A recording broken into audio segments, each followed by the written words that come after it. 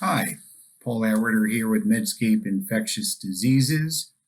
Uh, in the news recently, the Paxlovid Rebound has gained a lot of attention. I thought it might be worth thinking about this a bit.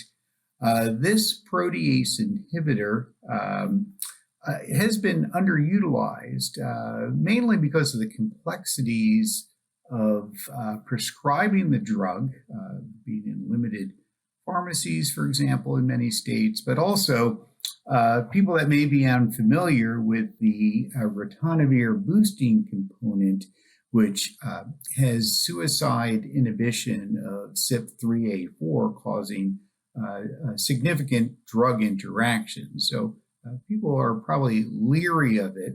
Yet, on the other hand, the other alternatives, such as 3 days of remdesivir or bebtelovimab, which we have limited clinical experience, is not always as palatable.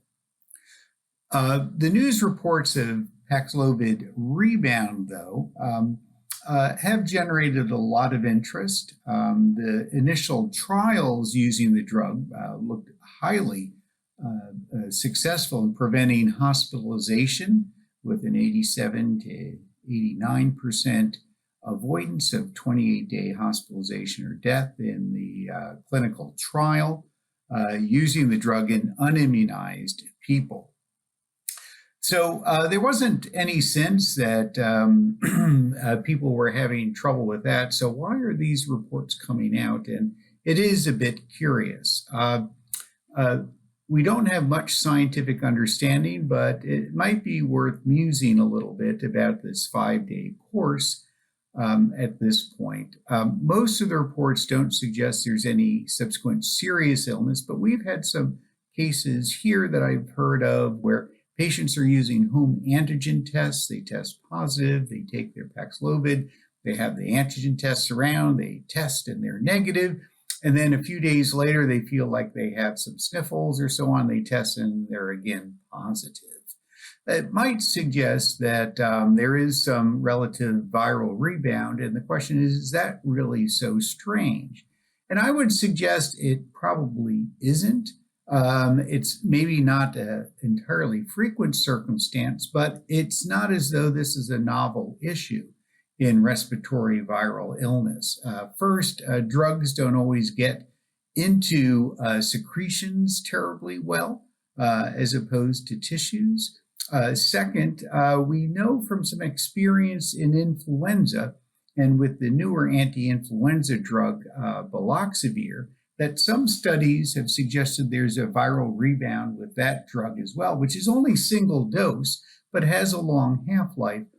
And there has been findings, not so much of clinical worsening, but just some increased viral carriage or rebound as that drug diminishes in that case, along with some mutations, interestingly, in this drug, which is more of an end cap endonuclease inhibitor. So I think when you're using drugs such as Paxlovid for only 5 days, with one specific protease inhibitor, the nirmatrelvir component of the drug, it may be that that is not sufficient. What should you do in these circumstances? I would suggest you could probably undergo some retreatment that would be a bit outside of the EUA, depending on when those symptoms were occurring, as only a 5-day course is prescribed. I think it is also likely, if someone is not highly immunosuppressed, that their own immune system will pick up and take over sufficiently, and that there's probably not great cause for worry. But this will no doubt be looked into a bit more. And I think it's because we've moved into an era where we have the ability to do diagnostics so readily that we're getting an understanding that's outside of clinical trial protocols and so on. So I think much more to be learned, but I still think the drug is likely highly effective. The EUAs still have some restrictions, which really do place some handcuffs on clinicians to use their best judgment in using drugs that are not yet fully authorized but remaining investigational. We'll see if the drug's fully approved. We'll have a better sense of perhaps unusual situations where we might use a drug for a longer period of time. Thanks so much for listening.